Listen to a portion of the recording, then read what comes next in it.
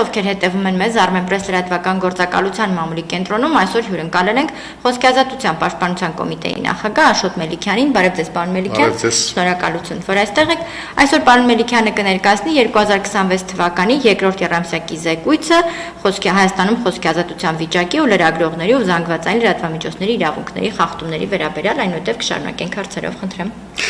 Շնորհակալություն, շնորհակալ եմ հյուրընկալելու համար։ Այո, այսօր ներկայացնում ենք Խոսքի ազատության պաշտպանության կոմիտեի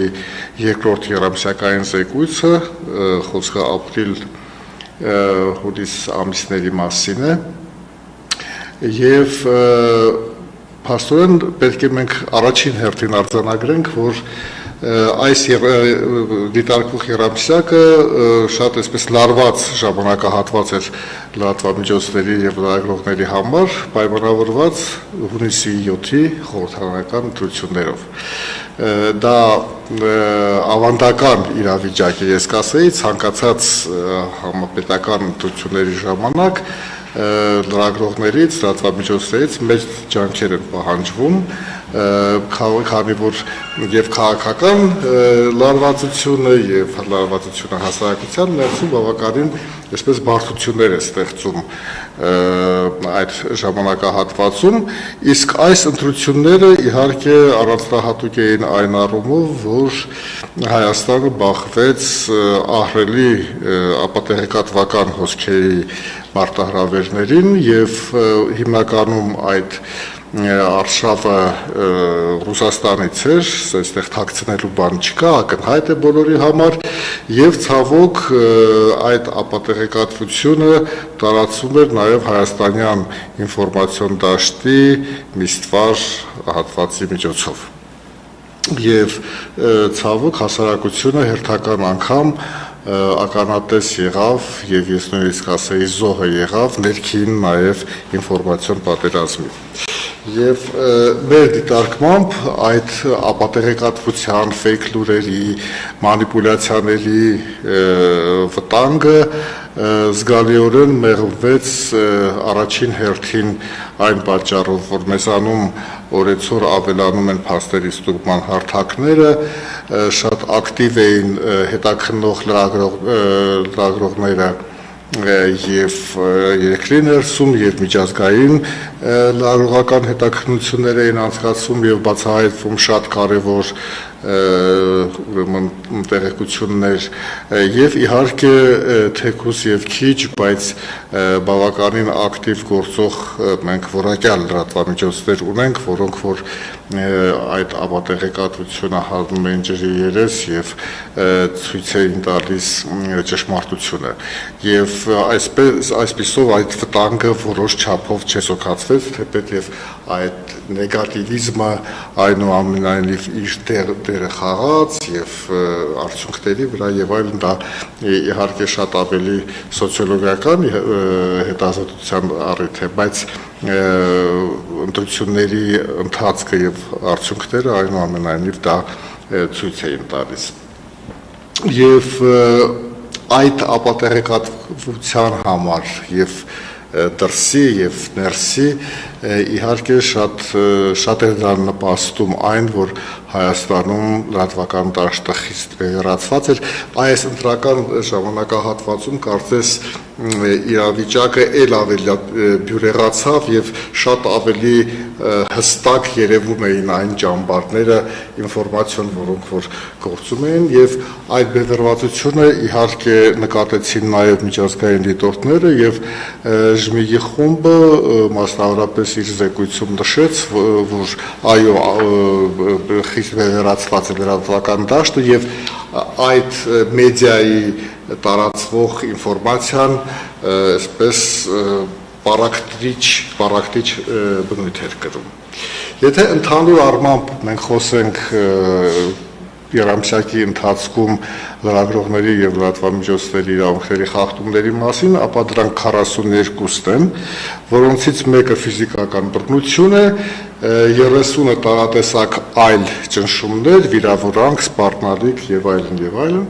եւ 11-ը տեղեկություններ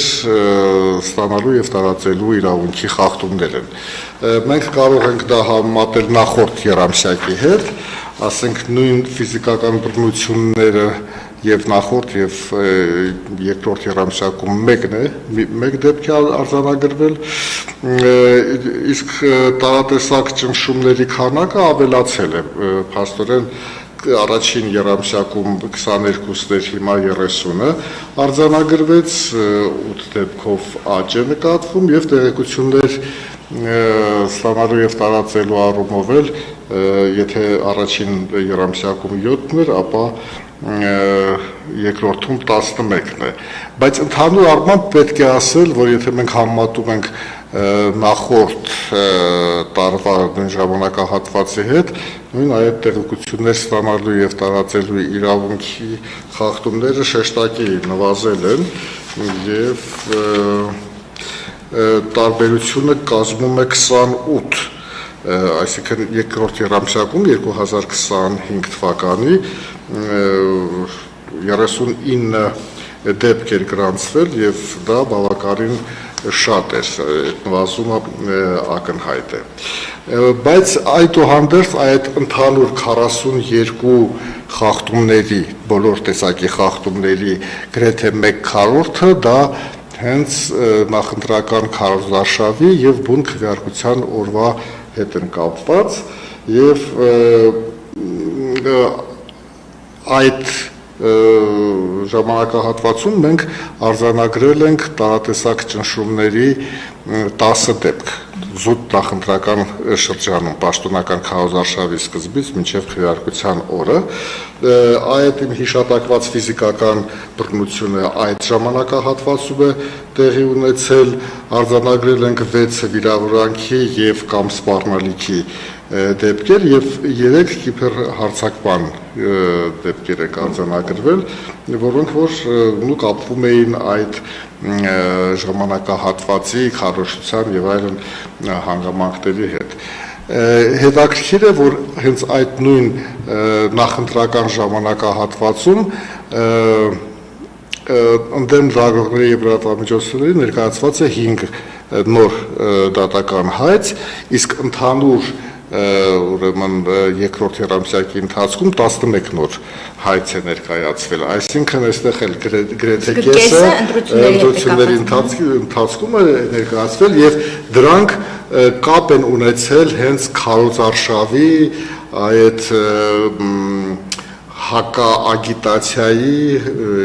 եւ տարբեր լրատվամիջոցների նկատմամբ որոշ պրետենզիաների հետ։ Ու այստեղ էլ եթե մենք կոնկրետ խոսենք այդ 11 արդեն դատական գործերից երկրորդ երամսյակի ընթացքում ներկայացած, պետք է ասենք, որ դա որոշ առումով ավելի քիչ է, քան առաջին երամսյակում 14 նոր դատական հայց էր, երկրորդում 11 նոր հայց եւ այդ 11-ից ուրեմն մենք այստեղ առանձնացրել ենք 3 ընդդիմադիր քաղաքական գործիչների կողմից են, 3 քաղաքացիների, 1 բիզնես շրջանակներից, 1 լրատվամիջոցը ընդդեմ լրատվամիջոցի եւ 3 բարձրաստիճան պաշտոնատար անձանց կողմից են։ Պետք է նաև նշեմ, որ փաստորեն առաջին կիսամյակի ընթացքում 25 դատական հայցը բավականին բարձր ցուցանիշ է եւ կարելի է այսպես ենթադրել, որ մինչև տարվա վերջ այն ցուցանիշը, որը որ մենք ունենք 25-ին, մոտավորապես այսպես համադրելի կլինի, այսինքն ինտենսիվ հոսքը դատական գործերի առայժմ պահպանվում է եւ մենք կարող ենք այդպիսի ուրեմն ենթադրություն անել, որ դժվար թե պակասի այս հոսքը։ Մեր փորձագետը շատ հետաքրքիր տվյալներ է առանձնացրել առ այն, որ երկրորդ երամսյակի ընթացքում դեռ քննվող այն դատական գործերը, որոնք նախորդ տարիների ընթացքում են այդ հայցերը ներկայացվել եւ այս տարվա 6 ամիսների ընթացքում որքանով է այսպես որ լրատվամիջոցներն ավելի շատ փաստորեն պատասխանատվի դերում հանդես եկել եւ ըստ այդ տվյալների ամենաշատը ժողովուրդ օրաթերթի եւ նրա Արմնուր եմ կայքի դեմ են դատական հայցերը 19 դատական գործ նրանք ունեն այնուհետև օրագիր News-ը իր գլխավոր խմբագիր Գևորգ Էմինտերյանի հետ ունեն 11 հայց ընդդեմ իրենց 11 հայց եւ Հայլի AM կայքն ու դրա ղեկավար Անժելա Թովմասյանը 8 գործ հետարքիր է հակառակ կողմից էլ նայել թե ինչ գործեր կան արդեն լրագրողների եւ լրատվամիջոցների կողմից հայցեր, որոնք ներկայացված են պաշտոնատար անձանց դեմ, այո, եւ այդպիսի հայցերը 10 են, երբ հայցվոտը լրագրողներն են ու լրատվամիջոցները ընդդեմ քաղաքական գործիչների, պաշտոնատար անձանց եւ այս գործերում օրինակ որպես պատասխանող են հանդես գալիս Երևանի քաղաքապետ Տիգրան Ավինյանը, ԱԺ նախագահ Ալեն Սիմոնյանը, արտգործնախարար Արարատ Միրզոյանը, վարչապետի տիկին Աննա Հակոբյանը, պատգամավորներ Արտուր Հովհաննիսյանը, Գեղամ Նազարյանը, ԱԺ աշխատակազմը ունի 2 գործ եւ պետք է ասել, որ այդտեղ լրագրողները հաջողության են հասել խոսքը հավատարմագրման խնդիրների լուծման հետ է կապված եւ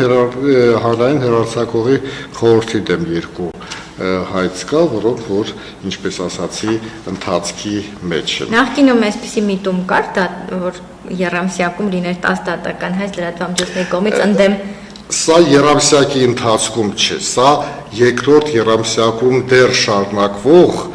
այն դատական գործեր են, որոնք նախորդ ժամանակահատվածներում են ներկայացված, բայց երկրորդ Երամսյակում դրանք շարունակվել էր քննվել եւ առավել ուշագրավ ուրեմն գործերը սրանք են տեղեկություններ ստանալու եւ տարածելու իրավունքի մասին արդեն խոսեցինք, այո, այդ նվազումը կա եւ այս առումով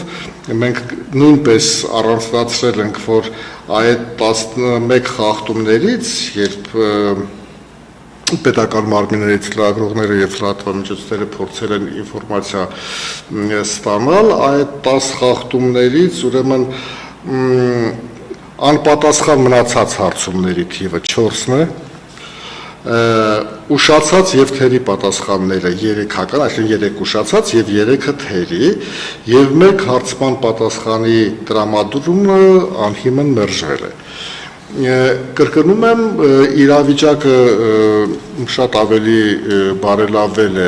նախորդ տարիների ընթացքում, համենայնդեպս առաջին կիսամյակի մասին կարող ենք խոսել, բայց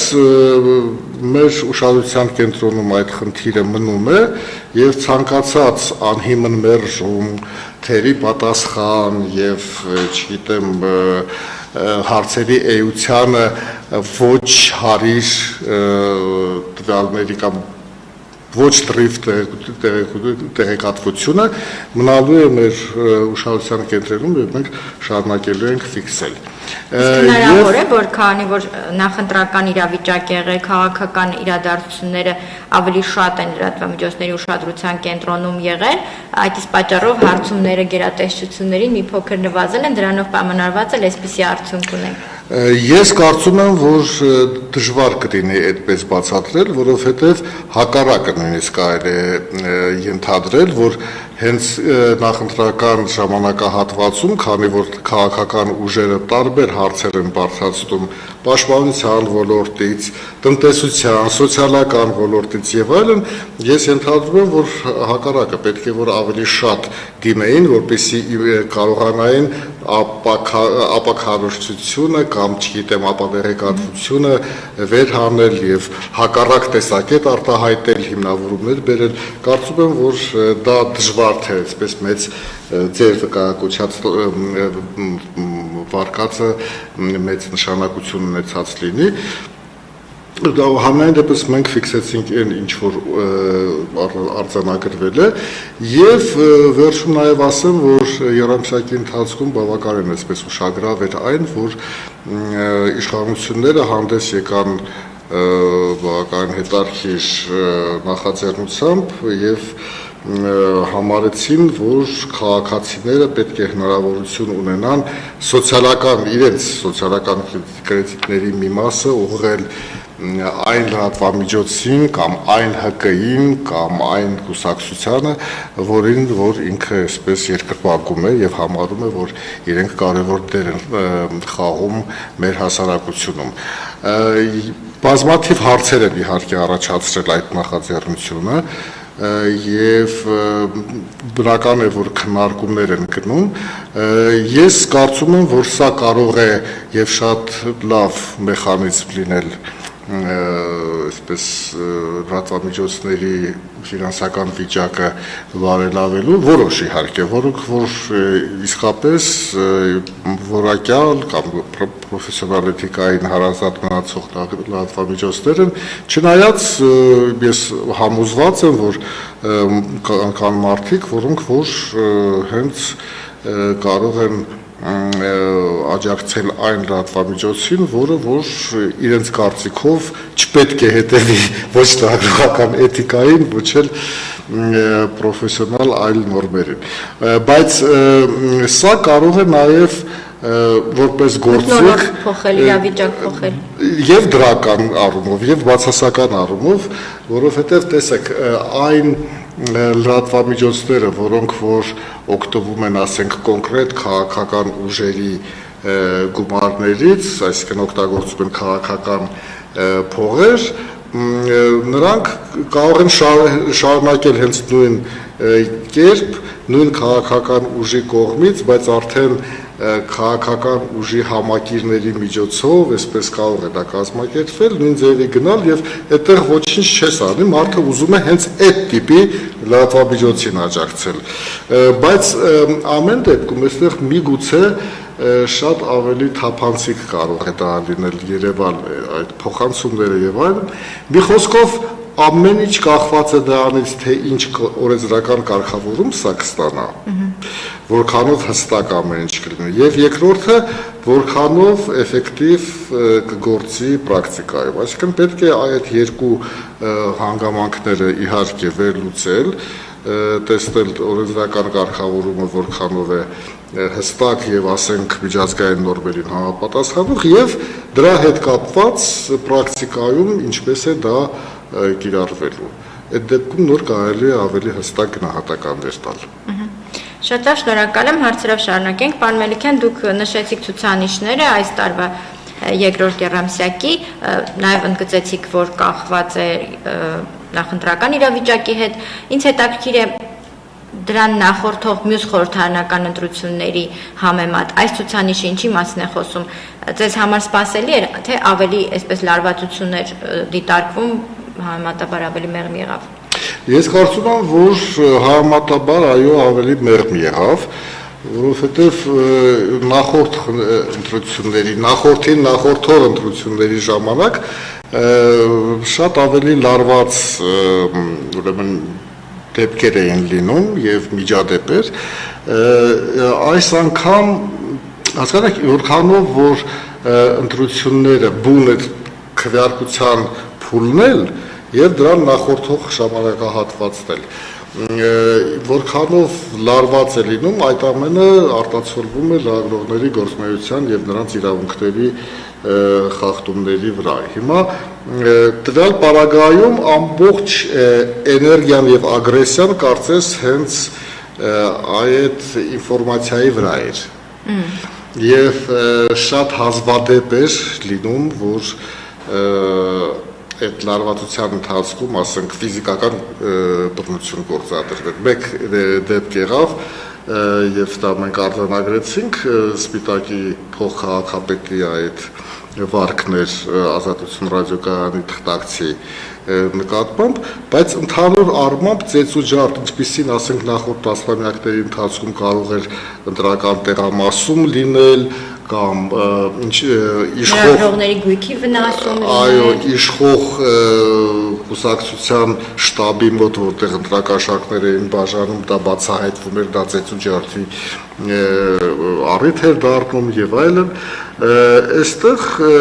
այդպիսի բաներ չկային, այո, որոշ լարվածություն կար, բայց ինձ համար անսպասելիորեն ավելի քիչ էր։ Իհարկե մենք արձանագրել ենք նաև Արմատ մեդիայի հետ կապված խնդիրը, մենք արձանագրել ենք նաև նմանատիպ այլ խնդիրներ, երբ ընդդիմադիր լրատվամիջոցների նկատմամբ ուժային գործողություններ են իրականացվել, բայց ես արդեն առիթ եմ ունեցել մեկնաբանելու եւ հիմա էլ պնդում եմ, որ մեզանում այնքան է լրատվական գործունեությունը սերտաճել քաղաքական գործունեության հետ, իսկ քաղաքական գործունեության ընթացքում շատ հաճախ է խախտվում օրենքը, մասնավորապես խոսքը գնում է ընտրակաշառքների մասին, խոսքը գնում է փողերի լվացման մասին եւ այլն, եւ եթե խմբագրությունը այս կամ այն կերպ, իսկ իրավապահ մարմինները իրենց հաղորդագրությունում կոնկրետ Արմատ մեդիայի պարագայում շատ ծանր մեղադրանքների վարկածներ են առաջ քաշել, որոնց հետ հնարավոր չէ հաշվի չնստել։ Կոպիտ ասած, եթե իսկապես խմբագրությունը խառնված է եղել կամ խմբագիրը կամ տնօրենը խառնված է եղել ընտրակաշառք բաժանելու փողերի լվացման, եթե բառը ընդգծում եմ, ուրեմն այդտեղ բոլոր հիմքերը կան, որպեսզի այստեղ դիտարկվի ոչ թե լրատվական գործունեության խոչընդոտում, այլ քրեական հետապնդման պատճառով ուրեմն գործողություններ կատարել եւ բնականաբար մենք հետևում ենք այդ գործընթացին եւ եթե իրավապահ մարմինները հրապարակեն այնպիսի փաստարկներ եւ փաստեր, որ այո իրենք ճիշտ էին, ուրեմն ճիշտ ենք եղել նաեւ մենք, որ համապատասխան հայտարարությամբ հանդես չենք եկել։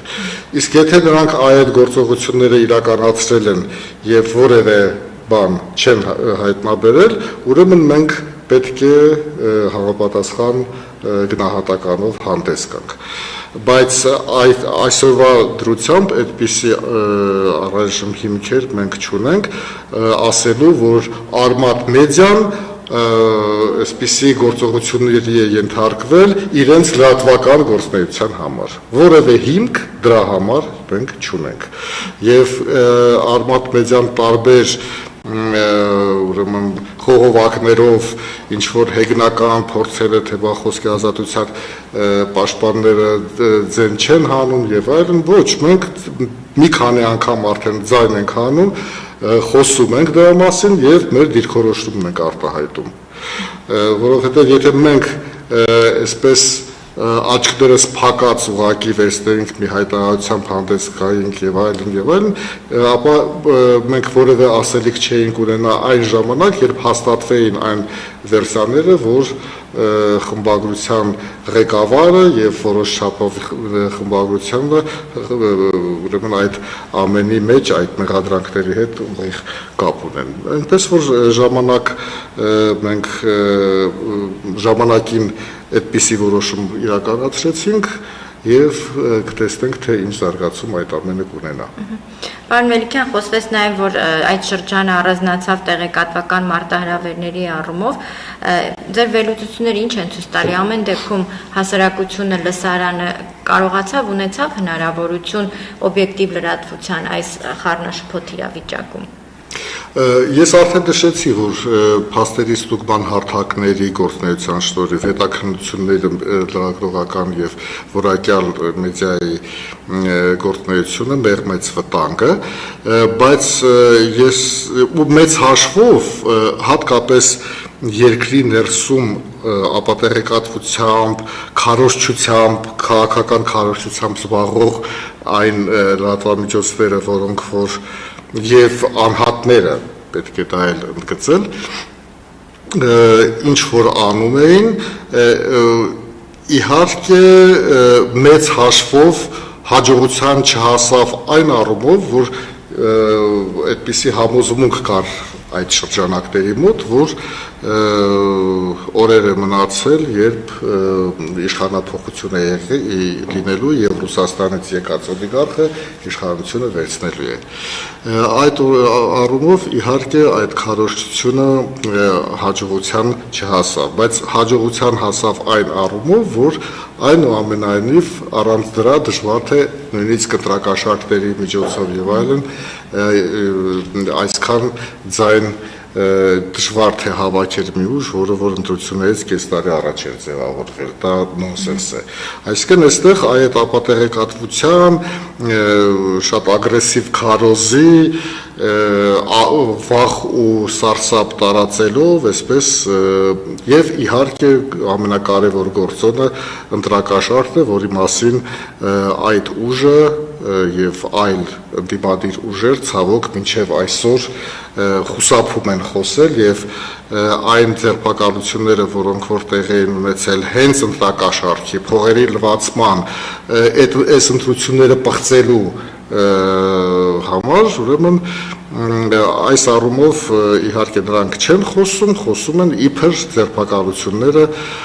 կատարվել են քաղաքական բնույթով, քաղաքական հետապնդումներ են արվում, մի խոսքով իրենց տարօրինակ դիրքորոշումը շատ չհանրայնացնեմ, շատ չտարածեմ, բայց կրկնում եմ, այստեղ երբ խոսքը գնում է տեղեկատվության մասին, ապա մենք պետք է տեսնենք եւ ապատեղեկատվությունը, եւ ֆեյքը, եւ մանիպուլատիվ մեկնաբանությունները։ Հետընտրական շրջանը կարծես անսպասելիորեն հանդարտ անցավ, հա, ավելի շատ այլ զարգացումներ էին կանխատեսվում։ Առաջիկայում նոր խորհրդարանի աշխատանքների մեկնարկ է մեդիա դաշտի համար ինչպիսի իրավիճակ է կանխատեսվում, ինչ զարգացումներ կլինեն ըստ ձեզ։ Ես չէի ուզենա ինձ Նոստրադամուսի տեղը դնել եւ շատ այսպես կանխատեսումներ անել, բայց կարող ենք հայոմատականներ որոշ բերել, որ ասենք 21 թվականի ընտրություններից հետո հենց առաջին օրը շատ լարված էր։ Լարված էր այն առումով, որ նոր խորհրդարանը եւ այդ խորհրդարանի ղեկավարությունը շատ տհաճ անակնկալ մատուցեց լրագրողներին եւ միանգամից այսպես սահմանափակումներ մտցրեց լրագրողների տեղաշարժման առումով, աշխատանքային հնարավորությունների առումով եւ այլն, եւ դա առիթ դարձավ տարբեր լարումների եւ լրագրողների բողոքների,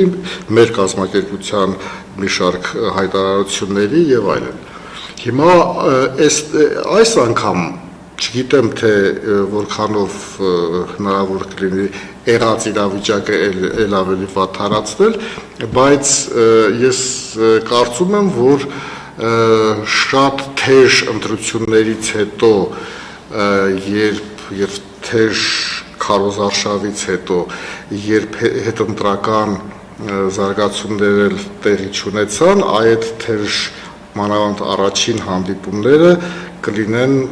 խորհրդարանում եւ ընտրված պատգամավորների միջև եւ նրանց հետ ասոցիացվող լրագրողների եւ լրատվամիջոցների այլ ներկայացուցիչների միջև։ Այսպիսի բան կարելի է ենթադրել, բայց ելի պետք է շատ ուշադիր հետևել, մենք բնականաբար արդեն երրորդ եռամսյակի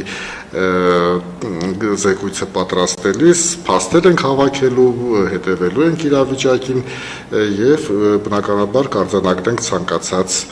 այդպիսի զարգացում։ Շնորհակալ եմ շատ հանգամանալիս ներկայացնելու համար։ Ես էլ շնորհակալ։ Ձեր գործային հաջողություն ավարտենք։